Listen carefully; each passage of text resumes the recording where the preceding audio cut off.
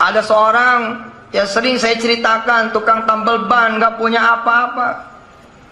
Setiap hari 15.000 penghasilannya. Bagaimana kemudian Quran mengangkat derajatnya, Pak? Bagaimana kemudian Quran mengangkat kehidupannya, mengubah kehidupannya? Padahal yang saya berikan atas izin Allah Subhanahu wa taala cuman membaca.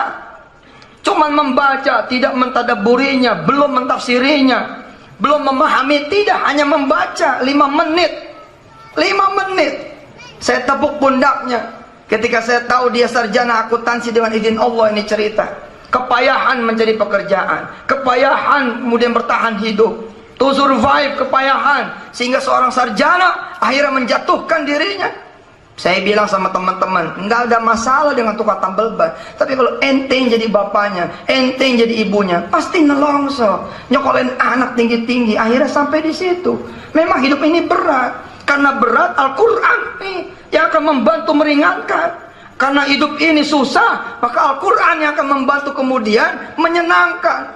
Saya bilang sama dia, sudah, tambal dulu anginnya, nanti saya kasih sesuatu. Tambal bantu, ditambal tuh anginnya, jer, depan belakang. Kemudian saya bilang sama dia, baca Waqiah, pagi, sore, pagi, sore, pagi, sore. Saya tidak bilang, ini kata Rasulullah. Ini nasihat ulama, nasihat para guru, baca. Tidak ada perdebatan, tidak ada kemudian diskusi, yang ada adalah sami'na wa ata'na. Siap mas, siap pak. Saat itu saya belum dikenal juga sama orang-orang, lebih luas ketimbang hari ini. Setahun kemudian, tidak nyampe 1 tahun, anak muda ini datang. Pak Ustadz, masih kenal sama saya? Enggak, saya bilang. Saya yang dikasih amalan Waqiah, Pak Ustadz. Dulu penghasilan saya 15.000. Ustadz nambah angin di kios kami. Saya kerja waktu itu di sana. Terus apa yang bisa saya bantu? Muka sudah berbeda, wajah sudah berbeda, badan sudah berbeda, penampilan sudah berbeda. Ada apa? Dia bilang, saya mengundang Pak Ustadz, mau ngeresmiin swalayan yang saya bangun. Saya mau meresmikan swalayan yang kami dirikan, yang kami buka. Swalayan ini ada dengan izin Allah karena Pak Ustadz. Jadi saya pengen ini dibuka. Kok bisa karena saya? Iya, sejak saya membaca Al-Waqiah setiap hari, Allah memberikan rizki buat saya. Tidak kurang 3 miliar rupiah dalam waktu kurang dari 9 bulan. Kita tidak bicara uangnya, tapi kita bicara perubahan yang begitu hebat. Di Palu, di sini ada perwakilan dari Palu, ya, ada perwakilan dari Palu. Itu ada ibu, ya, Lemi namanya, Ibu Lemi Kemiri. Usianya udah 60-an, punya utang, nggak bisa dia gantungkan kepada anak-anaknya. Dan bukan di Jakarta pula, di luar kota. Dalam keadaan seperti itu, dia melihat layar kaca. Ustadz Yusuf Mansur katanya bercerita, dawamin itu 4 surat, Yasin, Ar-Rahman, Waqiah, Al-Mulk. Insya Allah hidup berubah. Masuk itu kalimat, kemudian dia betul-betul baca. Ketika orang lain bilang, Yusuf Mansur, Anda cuma ngajarin baca, orang lain bisa nggak paham. Saya bilang, Anda paham Quran? Paham ya, kalau gitu saya sudah ajarin baca, saudara ajarin paham. Bagi tugaslah, saling melengkapi. Ustaz, kalau cuma Waqiah doang, nanti orang baca cuma Waqiah. Saudara, bisa ngajar 113 surat yang lain? Ya bisa. Ya kalau begitu, tugas saudara sudah selesai. Untuk 1 surat, tinggal saudara 113 surat lagi. Saya juga bingung. Orang ini nggak ngerti. Saya tanya, kamu ngerti Waqiah artinya apa? Enggak. Kamu tahu artinya itu Waqiah apa? Judulnya sajalah. Al-Waqiah itu apa? Enggak. Kamu nggak pernah baca artinya sama sekali, blas? Enggak saja begitu. Enggak saja begitu. Bagaimana lagi kemudian dia memahami, dia mengerti? Allahu Akbar. Emang Quran ini beda, nggak sama dengan koran, nggak sama dengan newspaper, magazine, nggak sama, different, totally different. Ini bukan tulisannya manusia, ini tulisannya Allah Subhanahu Wa Taala, kalamullah, wahyu ilahi. Si ibu yang tinggal di Palu, 60-an tahun umurnya, bingung. Saat bingung, kita bicara tidak untuk Ibu Lemi, tapi untuk Indonesia, untuk semua yang mendengar. termasuk dari mancanegara, tapi Allah izinkan ibu itu mendengar. Kemudian dia dawami. Pagi dia baca habis subuh Ar-Rahman, doa Waqiah, sore Waqiah, maghrib Isya Yasin. Ini ya kalau jadi perdebatan pastilah jadi perdebatan. Tapi kita lihat saudara-saudara yang dirahmati Allah, menjelang tidur Al-Mulk. Bagaimana kemudian guru-guru saya bilang setiap satu huruf akan menjadi malaikat-malaikat di dunia ini, apalagi nanti di hari akhir. Allahumma sholli wa sallim wa barik alaihi. Jalan kira-kira 4 bulan, ada orang mengetuk dia punya pintu. Ini orang Palu, insya Allah tahu Ibu Lemi Kemiri itu. Diketuk, orang ngetuk pintunya. Bagaimana Quran kemudian 4 bulan berwujud. Bagaimana 30 juz insight. Wah, luar biasa itu.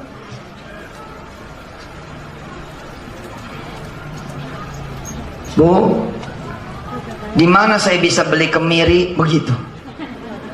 Kata orang yang ngetuk pintu. Bingung si ibu ini. Kok nanya kemiri di rumah saya? Oh memang Gorontalo, bukan Palu sorry, Gorontalo. Ya. Memang Gorontalo daerah Kemiri, tapi kenapa ke rumah saya begitu katanya? Kenapa ke rumah saya?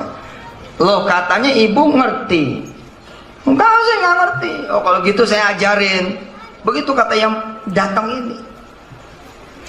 Dan yang ini ibu bapak yang dirahmati Allah, setelah dia itu kemudian datang modalin, nggak pernah ketemu lagi.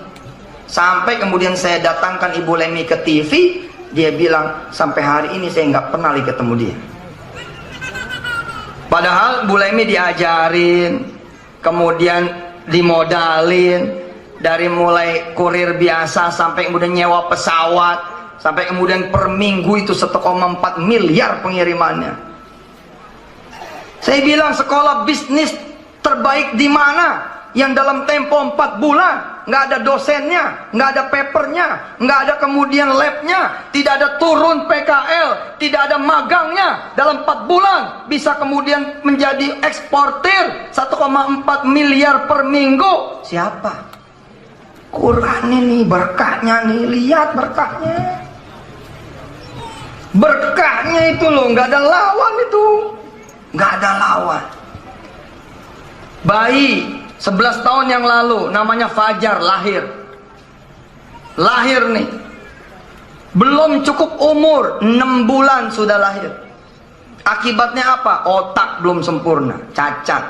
Jantung belum sempurna, cacat.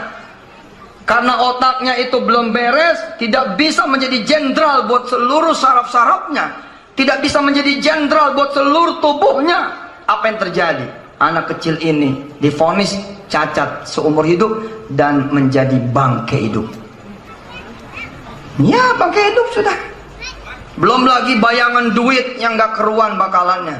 Sembuh tidak, mayat hidup iya gitu. Mati ya kita juga gak tega begitu. Lalu dengan nawaitu berdoa kepada Allah, beribadah dan menjadikan Al-Quran menjadi obat.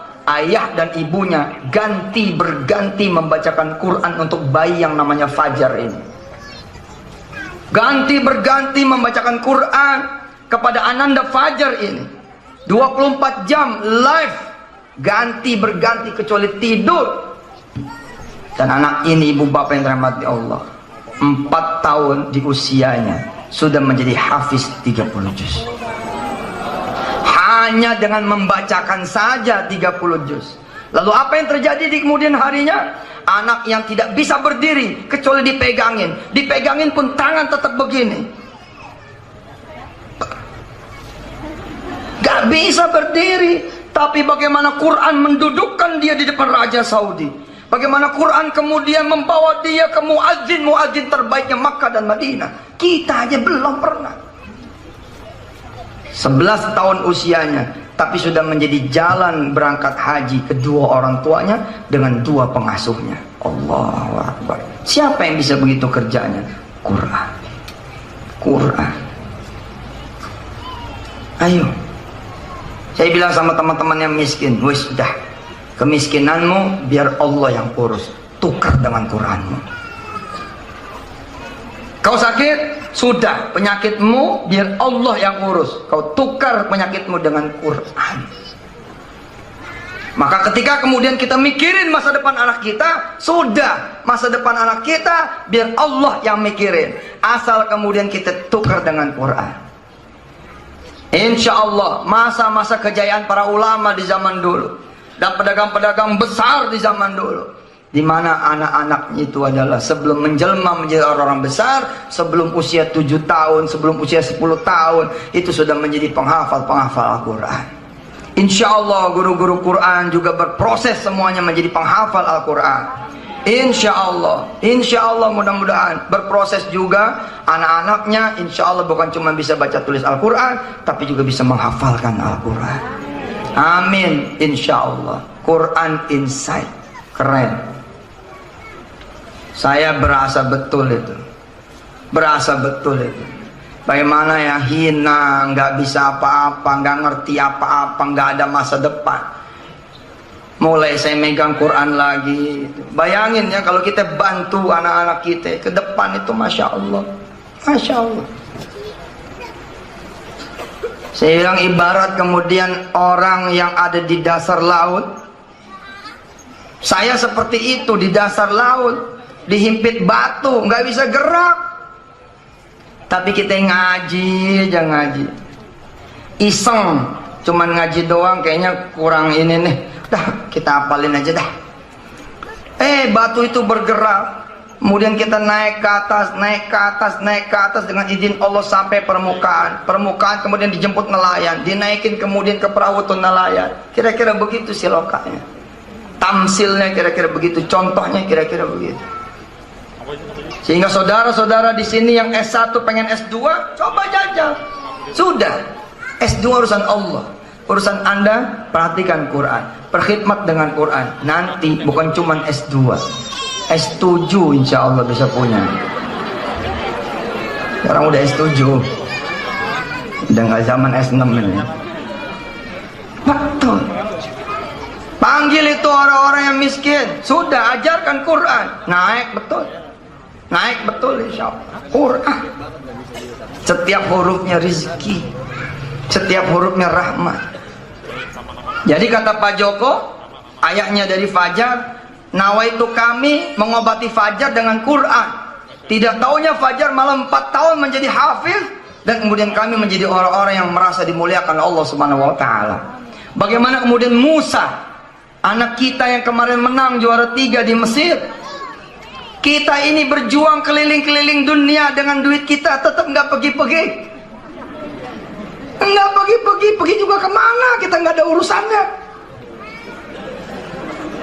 Mau pergi kemana coba? Nggak ada urusannya juga. Tapi Ananda Musa, orang tuanya tidak pernah berpikir bakal keliling dunia, nggak pernah berpikir. Orang tuanya cuma ngajarin Musa, kemudian bergerak, tumbuh, berkembang menjadi seorang anak yang hafiz Quran. Saudara, 5 tahun setengah hafiz Quran. Umur 6 tahun menjadi juara 10 di Jeddah, di musabaqah ya asgarul hufad, ya anak-anak paling kecil di dunia, melesek dari 60 negara. Musa juara 10 Pak. Di usia 7 tahun kemarin di Mesir, ya Allah juara 3. Allahu Akbar. Beberapa tahun yang lalu, mungkin sekitar 8, 9, 10-an tahun yang lalu, ada seorang anak Tajikistan dari daerah, dari negara yang bukan berbahasa Arab, sama seperti kita, bukan berbahasa Arab, ikut musabaqah di zamannya Presiden Husni Mubarak di Mesir. Saudara, ada dialog yang menarik sekali yang membuat kita menjadi harusnya tertegun.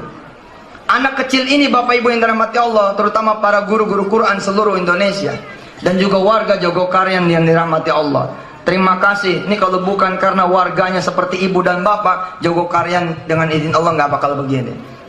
Saya yang ngiri betul. Ini warganya hebat ini. Warganya hebat ini. Tepuk tangan buat warga Jogokarian. Anak kecil ini, Abdullah, menang nih Pak, juara di Mesir. Lalu panitia bilang, kamu selain dapat piala, dapat hadiah, kamu nanti ngaji di depan presiden, baca Quran di depan presiden. Anak kecil ini, Bu, di YouTube tuh ada, ketika dapat piala, adem, dingin, wajahnya tuh nggak ada wajah gembira, nggak ada wajahnya wajah senang. Dapat piala, dapat hadiah, nggak ada. Tapi kemudian ketika anak kecil ini disebut oleh panitia, Dek, gitu kira-kira bahasa Indonesianya, nanti kamu akan baca Quran di depan presiden. Seketika anak kecil itu, Pak, usia dia saat itu kurang lebih 8 tahun, bercucuran air mata. Bercucuran air mata. Semua menduga dia bahagia, senang karena akan baca di depan raja. Tapi ketika ditanya, apa kata dia? Saya sudah membaca setiap hari di hadapan rajanya para raja. Saya membaca Al-Quran, itu saya sudah membaca di hadapan rajanya para raja, Malikal Mulk. Itu yang membuat saya nangis. Kata anak kecil, bagaimana seorang kecil ini bisa? Sampai si pewawancaranya itu bingung. Hokam, dia bilang, ada seorang anak, sedangkan kita tidak pernah merasa membaca Quran di hadapan Allah ya Rabbi. Ayo, siapa di antara kita yang begitu membaca Quran buka jeder, merasa ada di depannya Allah? Nggak ada, kecuali sedikit. Illa qalila. Ada, pastinya ada. Ustaz Solihuddin mungkin termasuk salah satu di antaranya. Saya tidak termasuk juga di antaranya. Saya tidak termasuk, makanya saya minta didoakan oleh ibu dan bapak semua dari mati Allah.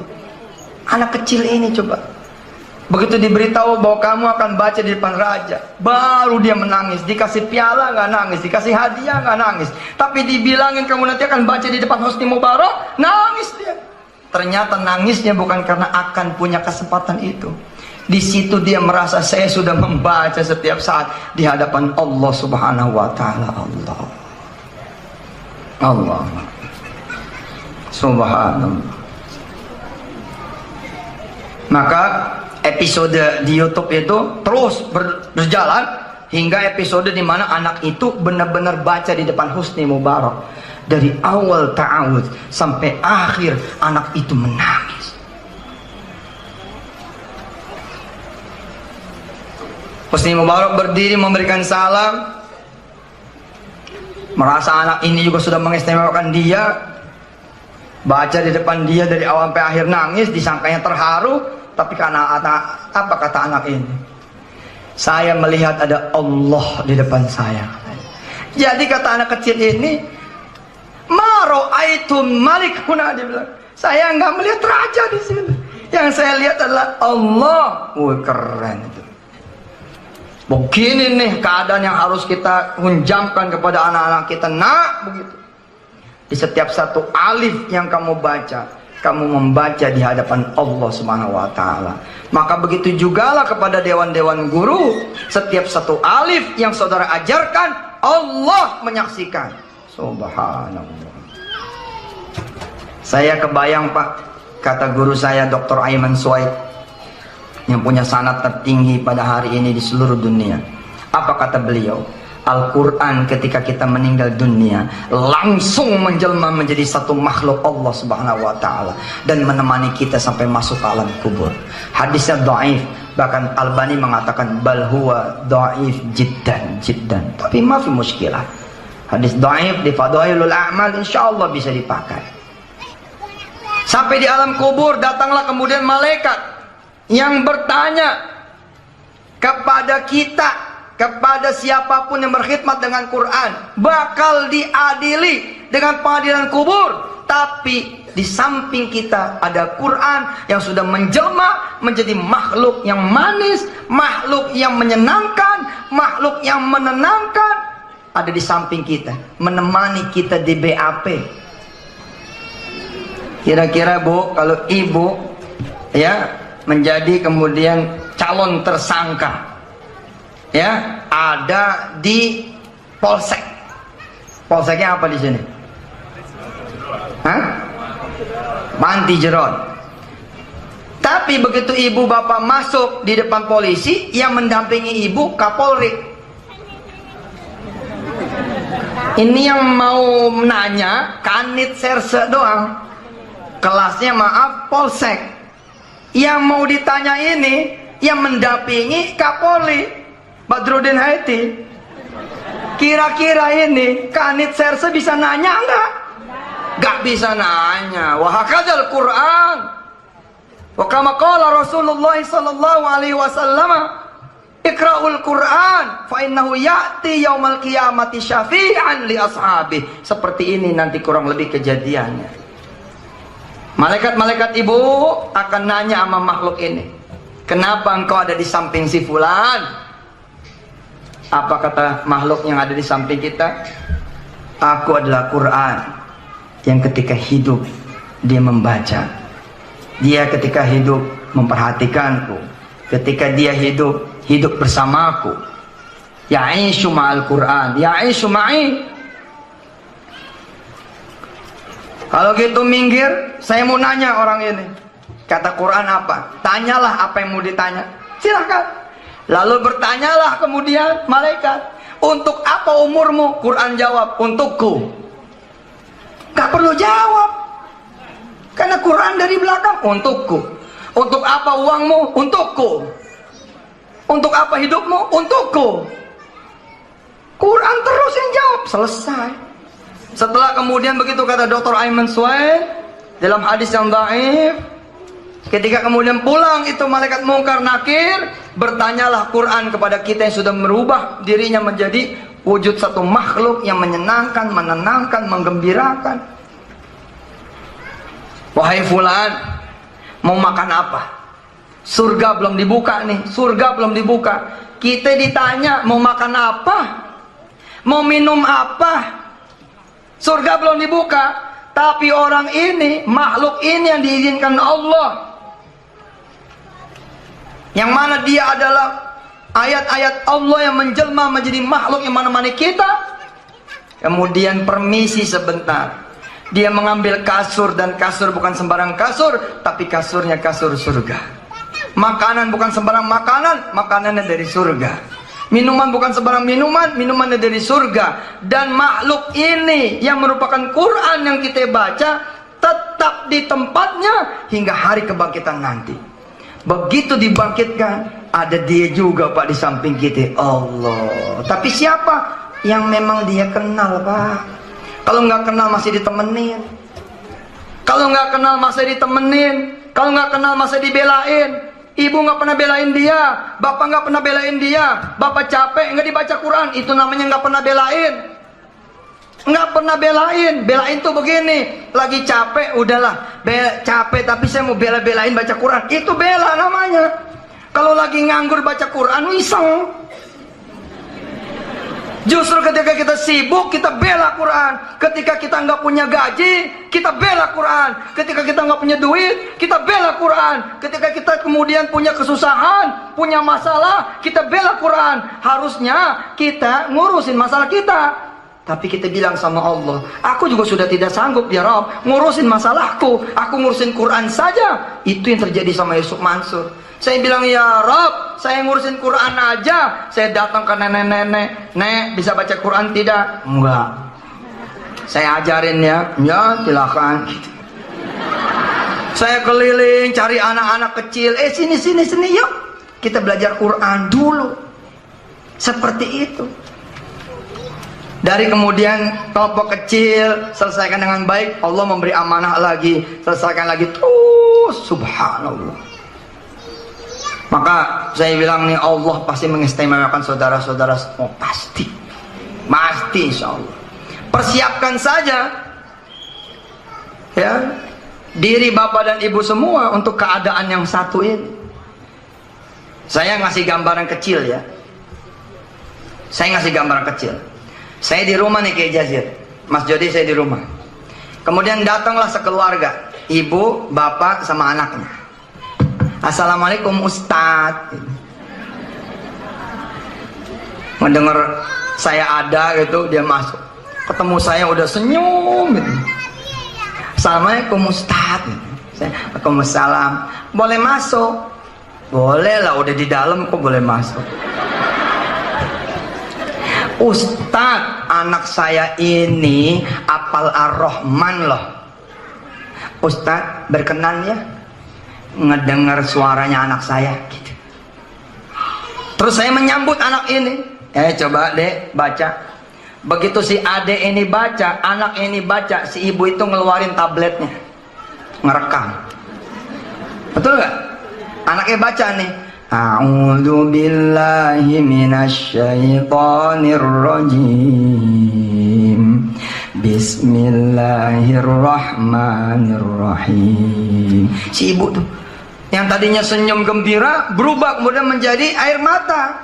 Air mata bahagia. Ya Allah, anak saya baca depan Ustadz Yusuf, depan presiden.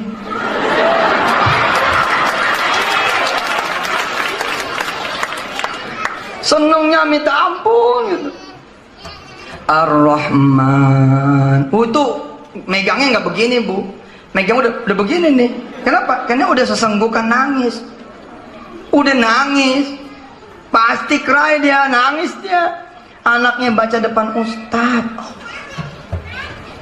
Dan ini peristiwa biasa banget, nggak ada apa-apanya. Nggak ada apa-apanya. Anak ini kemudian saya pangku. Oh, saya pangku.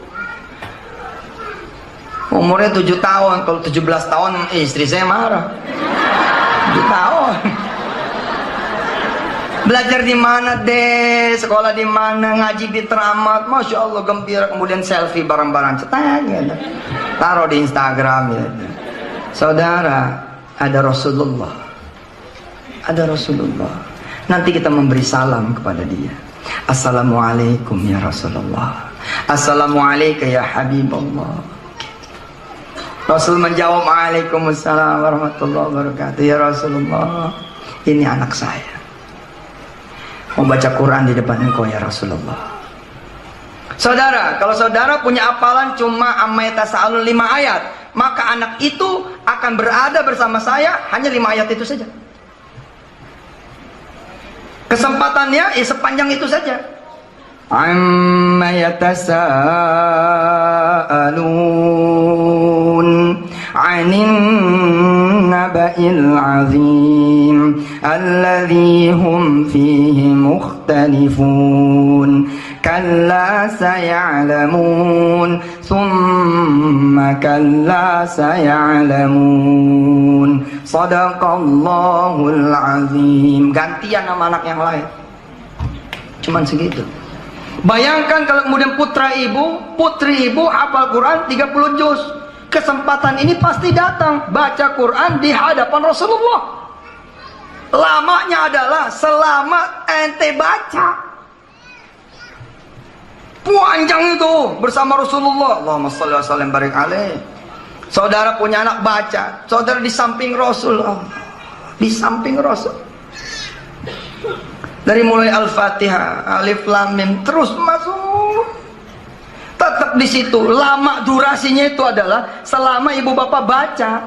Itulah makna dari Iqra wartaqi. Baca dan naiklah kamu terus ke dalam surga. Naik terus sampai tingkatan yang paling tinggi. Sampai tingkat paling tinggi. Sudah nggak apa-apa. Anak-anak namanya. Cari itu aja, cari apa? Kabel. Cari tali. Saudara, anak saudara baca tuh. Ini saya nanti akan kasih lihat bagaimana nanti posisi kawan-kawan backup paksi. Ada di mana nih nanti kawan-kawan backup paksi? Kita lihat saudara. Anak nih baca nih, mulai dari Alif Lam Mim terus Ali Imran lagi, Alif Lam Mim lagi terus naik sampai kemudian juz 29 surat terakhir. Saudara ada bersama Rasulullah. Woi. Saudara bayanginnya gini, kalau saudara ada duduk bersama orang yang saudara sebelin, siapa yang betah? Tapi begitu saudara duduk bersama orang yang saudara kagumi, nggak ngapa-ngapain juga ya seneng aja. Apalagi sama Rasul. Anak kita baca yang belum kelar-kelar ini. Bismillahirrahmanirrahim. Wal mursalati 'urfan fal 'asifati 'asfan wan nashirati nashra فالفارقات فرقا فالملقيات ذكرا عذرا أو نذرا إنما توعدون لواقع فإذا النجوم طمست وإذا السماء فرجت وإذا الجبال نسفت وإذا الرسل أقتت لأي يوم أجلت ليوم الفصل وما أدراك ما يوم الفصل ويل يومئذ للمكذبين ألم نهلك الأولين ثم نتبعهم الآخرين كذلك نفعل بالمجرمين ويل يومئذ للمكذبين ألم نخلقكم من ماء مهين فجعلناه في قرار مكين إلى قدر معلوم فقدرنا فنعم القادرون ويل يومئذ للمكذبين. Saudara bayangin kalau saudara punya 5 anak dan 5-5-nya hafiz, saudara nggak akan bergeser kaki saudara dari Rasulullah. 5 anaknya, 5-5-nya hafiz, nggak bergeser bos. Begitu selesai mursalat masuk an-naba, an-naba masuk an-naziat, an-naziat masuk abasa, terus jalan ringsak terus sampai al-hakumut takasur, ringsak terus sampai kemudian al-ikhlas, al-falaq dan an-nas, ganti dengan adik yang kedua. Saudara tetap di situ. Bayangkan kita nggak bergeser karena 1,4 juta anak akan membaca di depan Rasulullah. 14 juta anak akan ganti berganti membaca di depan Rasulullah, dan kita sebagai pengurus nggak bergeser, tetap di situ. Yang lain bergeser. Begitu sudah 5 anak selesai, pindah ganti keluarga. Kita gurunya nggak bergeser. Kita ini gurunya nggak bergeser. Keterima? Logika saya keterima? Enggak bergeser. Dan saya ngomong ini betul, insya Allah ini akan terjadi. Demi Allah yang punya Quran. Belum lagi kita kalau punya sholawat. Wah, kita kalau punya sholawat. Saya misalkan Mansur titip salam, Mas Jody titip salam ya sama Kiai Jasir. Kiai Jasir kemudian didatengin sama Mas Jody. Kiai, salam dari Mansur. Oh ya, salam balik. Karena nggak kenal, baru pertama kali ngirim salam. Tapi minggu depan kirim salam lagi. Mas Jod, kirim salam ya ke Kiai Jasir. Oh ya, ntar saya salamin. Datang Mas Jody nih ke Kiai Jasir. Yai, lagi ngajar nih. Ada salam. Dari siapa? Dari Mansur. Oh, yang kemarin itu ya? Iya, yang kemarin. Salam balik ya. Tiap minggu kirim salam terus. Lama-lama Mansur dikenal. Kira-kira begitu. Paham? Dikenal. Maka justru aneh ketika Mas Jody ada, dilihat sama Kiai Jasir, tapi tidak ada salam dari Yusuf Mansur. Maka Kiai Jasir akan nanya, Jody, nggak ada salam.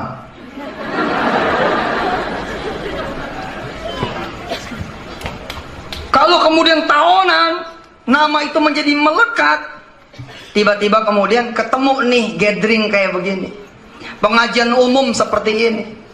Tadi ayatnya juga belum nyampe ke situ, tapi insya Allah saya baca.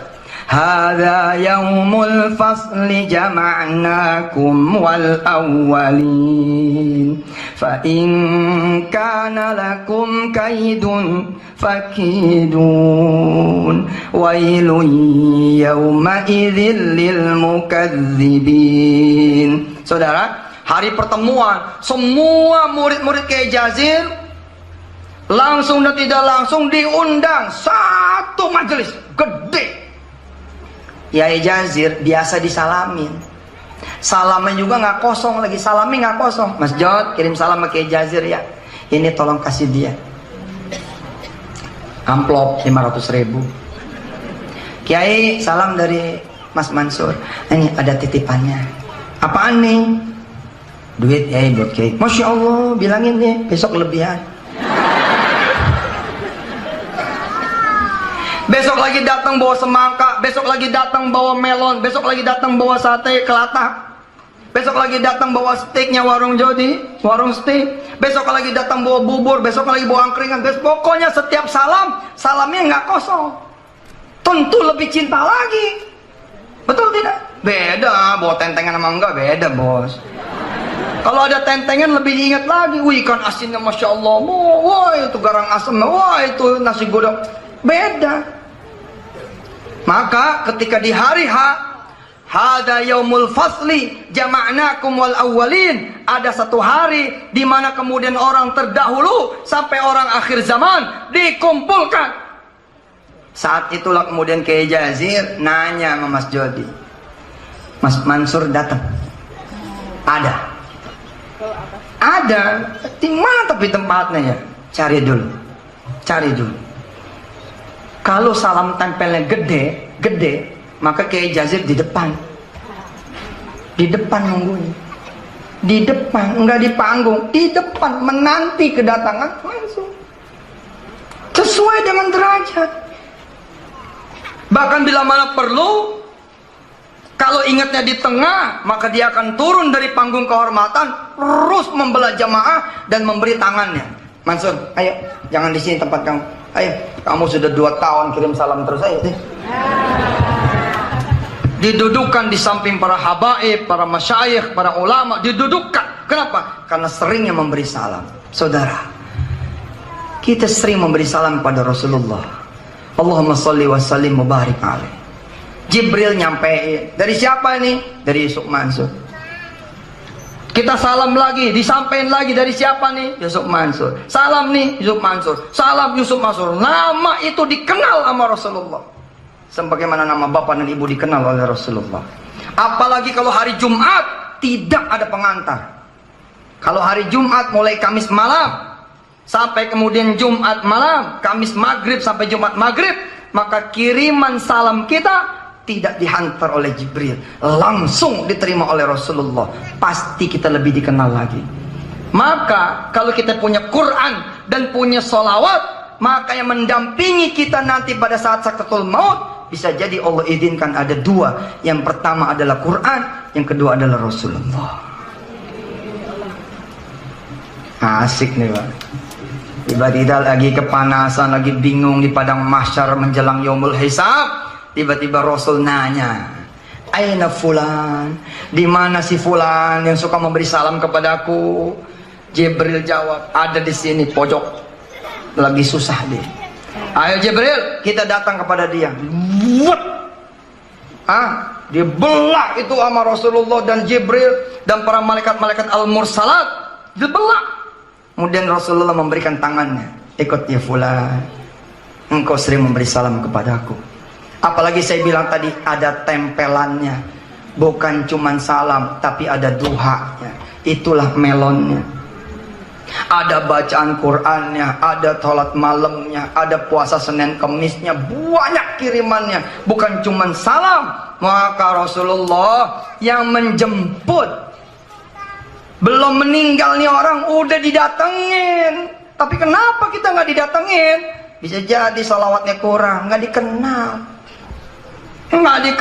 Coba aja tiap hari baca 1000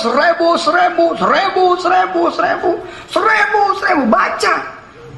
Pak Ustadz, saya udah baca Pak Ustadz tiap hari 1000. Ya lu salah baca. Maksudnya salawatnya 1000 kali. Ajaran siapa tuh? Loh, ajaran siapa? Allah menyuruh zikron katsira. Maka suatu saat saudara nggak baca, didatengin sama Rasul. Ya fulana, bingung kita. Ya Rasulullah ini Ya Allah, ya Rasulullah, izinkan aku memelukmu ya Rasulullah. Izinkan aku memelukmu ya Rasulullah. Rasulullah nanya, biasanya 1000 nih. Oh, nggak datang, nggak ada. Demi Allah, ente kalau jadi murid yang rajin, nggak mungkin nggak ditanya. Nggak mungkin nggak ditanya. Pasti ditanya, kemana itu dia. Quran juga begitu. Kita sering baca dia di kegelapan malam baca, di keramaian baca. Di saat sendiri baca, di saat bersama-sama orang lain baca. Di saat susah baca, di saat senang baca. Quran, kenalan bu. Mengenali kita, betul. Akan keangkat terus derajatnya. Ini istimewanya saya bilang. Apalagi kalau sudah Quran insight, udah. Yang hebat lagi nih Pak. Yang hebat lagi nih, kan tadi tuh kalau bapak ibu punya anak 5 kelar nih baca Quran nih di depan Rasulullah.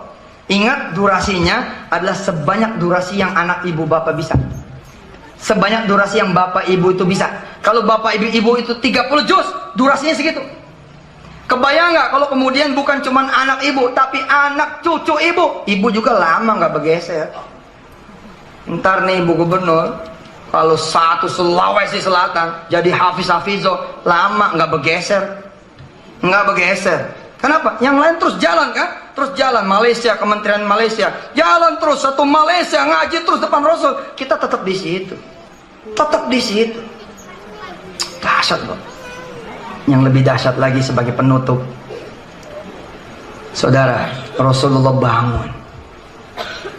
Ada Syekh Baspar, ada Syekh Al-Ghamidi misal, ada Syekh Sudais menjadi tamunya Yusuf Mansur, lagi istirahat, lagi tidur-tiduran, lagi menjadi tamu di pesantren Darul Quran, dan saya ada di rumah. Lalu ada satu orang anak istimewa. Lalu apa yang saya katakan kepada anak itu?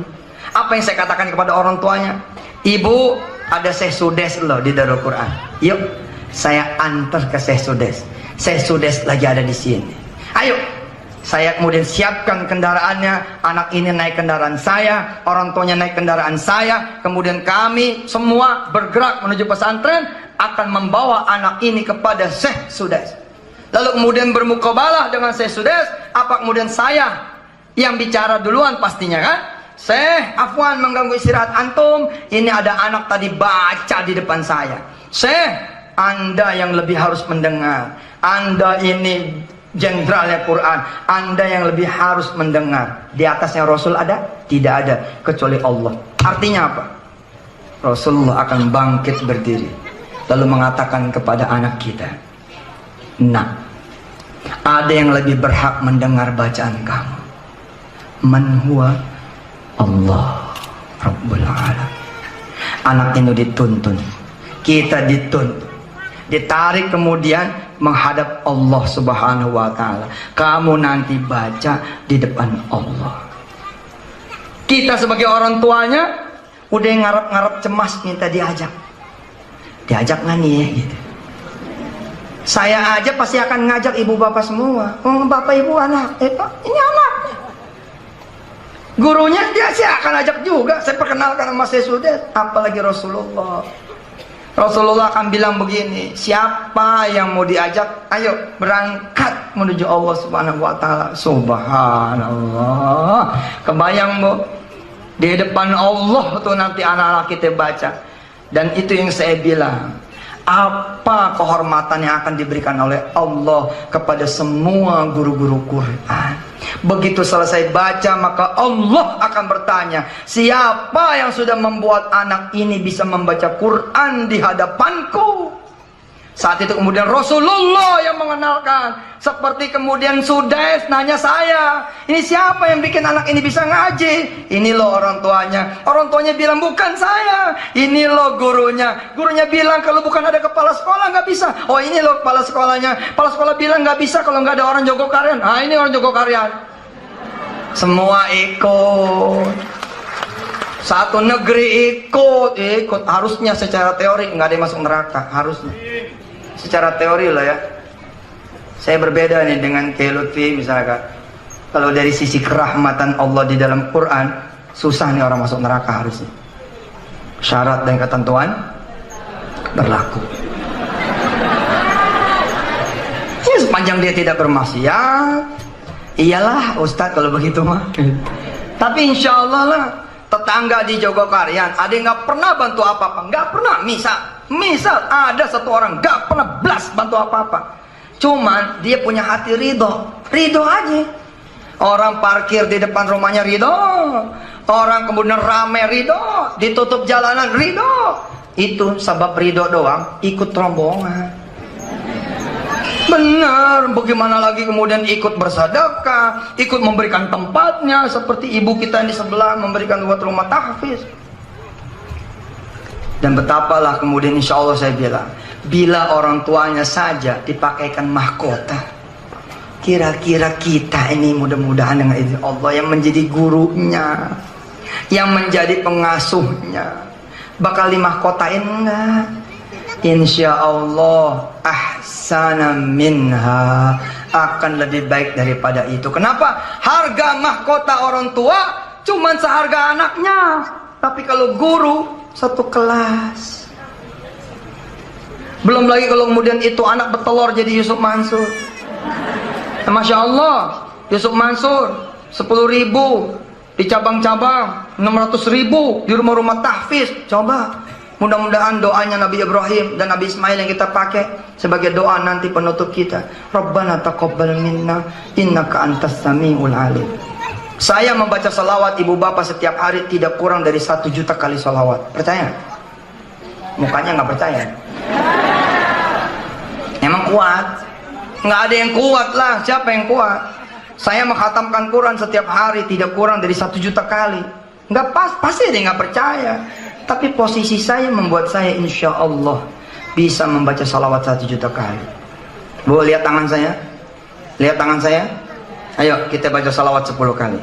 Kita baca salawat 10 kali. Allahumma salli ala sayyidina Muhammad wa ala ali sayyidina Muhammad.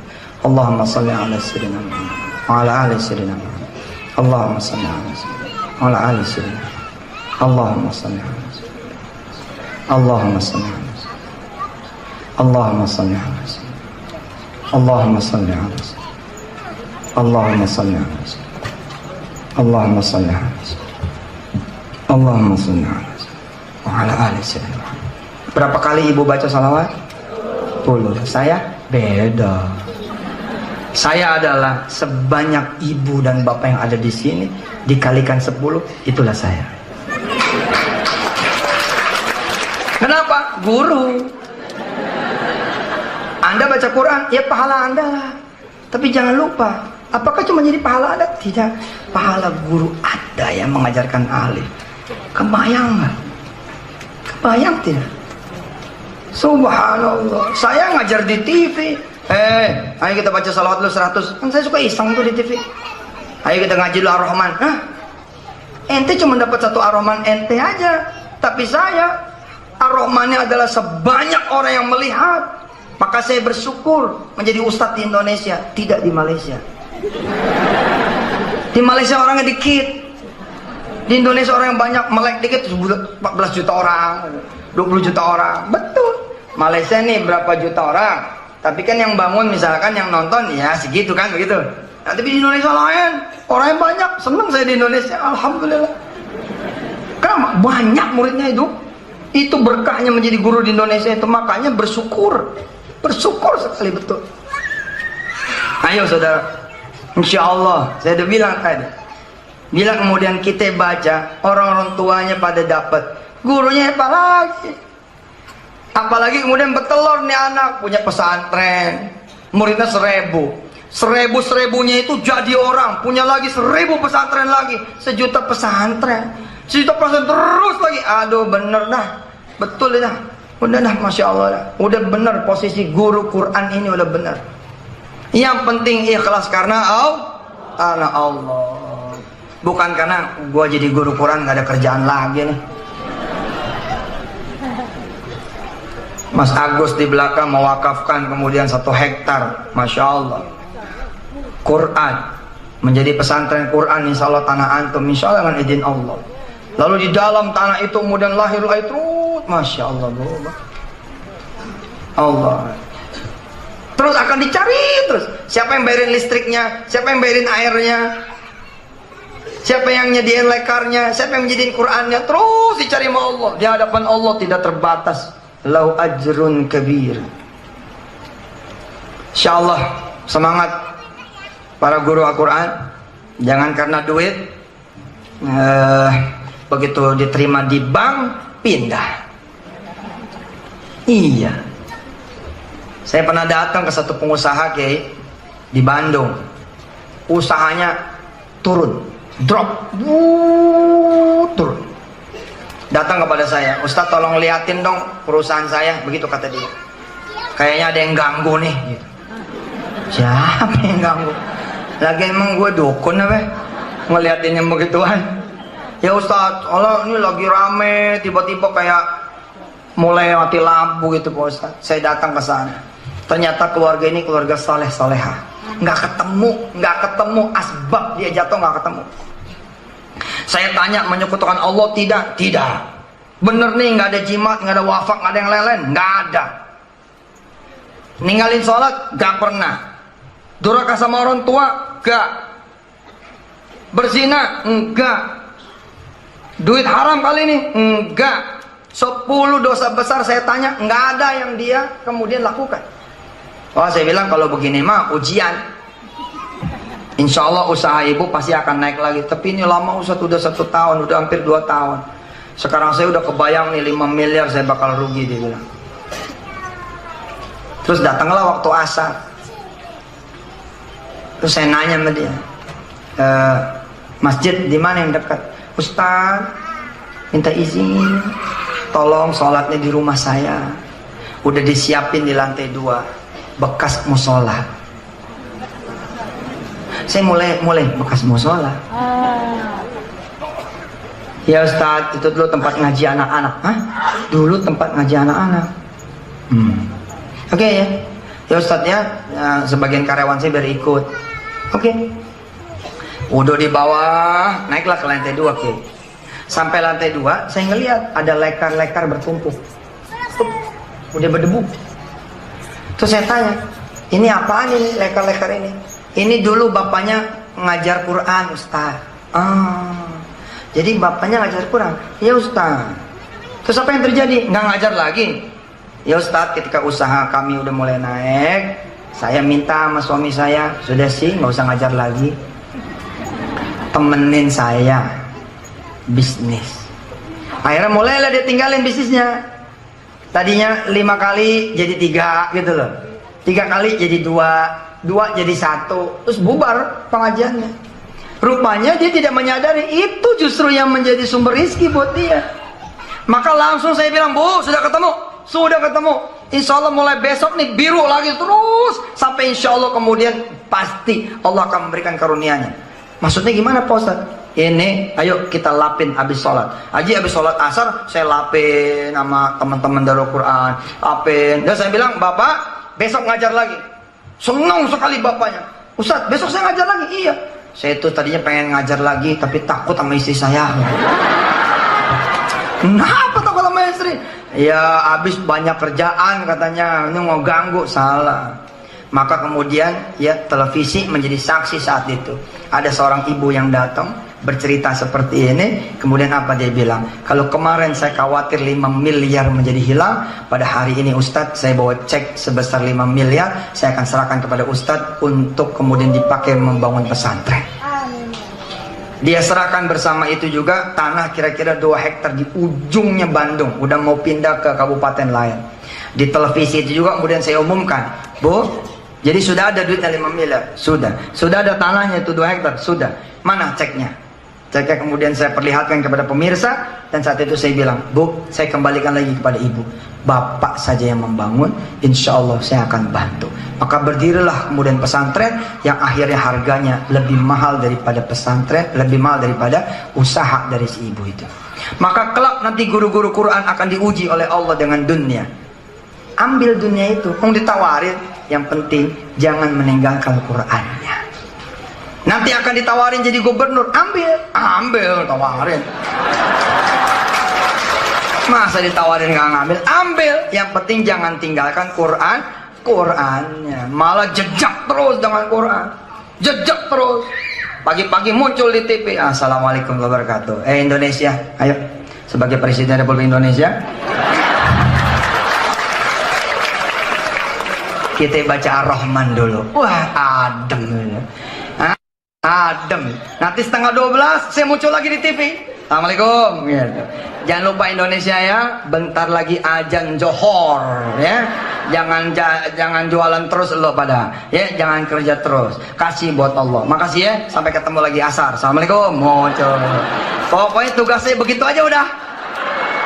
Itu aja udah tugas saya mah udah. Insya Allah. Sebagai penutup ibu bapak yang terhormat, kalau saya akan kembalikan lagi kepada MC, tapi saya akan berikan kabar gembira. Mas Jody sudah tahu, Kiai Jazir juga sudah tahu. Ada kabar gembira. Saya pengen semua ada dream inside. Ya, ada dream inside. Jangan hopeless inside, tapi dream inside. Harus ada di sini seperti bacaannya ini, mempersiapkan pemimpin bangsa. Besok kita akan lihat Presiden Republik Indonesia tidak lagi disumpah dengan Quran di atas kepalanya. Kenapa? Karena presidennya sudah hafal Quran.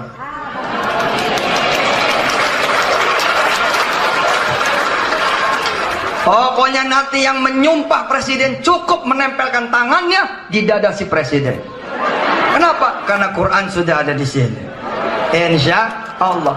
Dream inilah yang harus saudara bangun.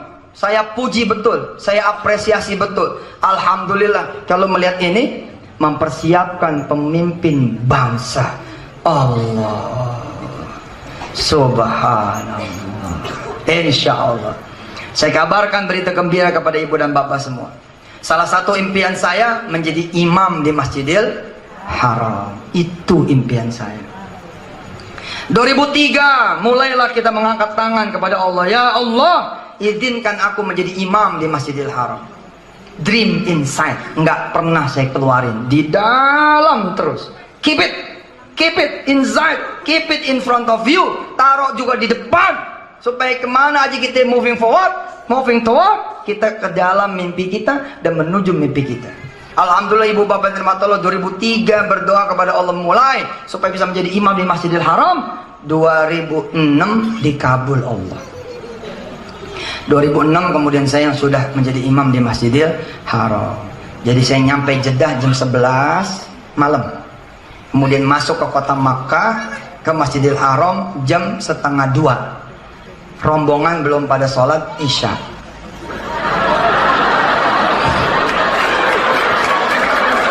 Lalu kemudian saya mempersilahkan satu orang komat.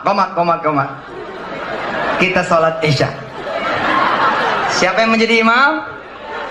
Yusuf Mansur. Di mana itu? Di Masjidil Haram. Ke Kabul, alhamdulillah. Saudara, jangan berhenti. Do not stop. Jangan berhenti. Apapun yang terjadi, jangan berhenti. Keep going. Terus jalan. Maka saya bilang sama Allah, ya Allah, saya tidak cuma pengen jadi imam di sini, tapi di depan sono ya Allah. Gitu. Terus jalan. Sampailah kemudian saya berteman dengan hampir seluruh imam di Masjidil Haram dan di Masjid Nabawi. Bahkan WA-an. Sama imam-imam tuh WA-an. Udah bangun saya gitu. Istaikaztum saya. Fen enta, masya Allah. WA-an sama imam-imam. Berteman. Saya didengarnya sakit, mereka kemudian mengirimkan ucapan doa. Imam-imam Masjidil Haram Nabawi berteman. Doa sama ikhtiar mendekatkan pada mimpi kita. Alhamdulillah sampai suatu saat para pengurus dan teman-teman se-Indonesia, guru-guru Quran, sampailah kemudian saya, ibu, keluar nih dari majelis imam, berdua sama imam menuju Ka'bah. Allah. Jadi di depan nih imam, saya di belakang. Aduh, udah dadah gitu. Imam, aneh di belakang. Jalan kemana? Jalan ke tempat imam, depan Ka'bah. Jadi ini Ka'bah, imam, saya. Allah. Nangis, saya betul nangis. Saya berdoa sama Allah, ya Allah, mudah-mudahan pingsan nih imam.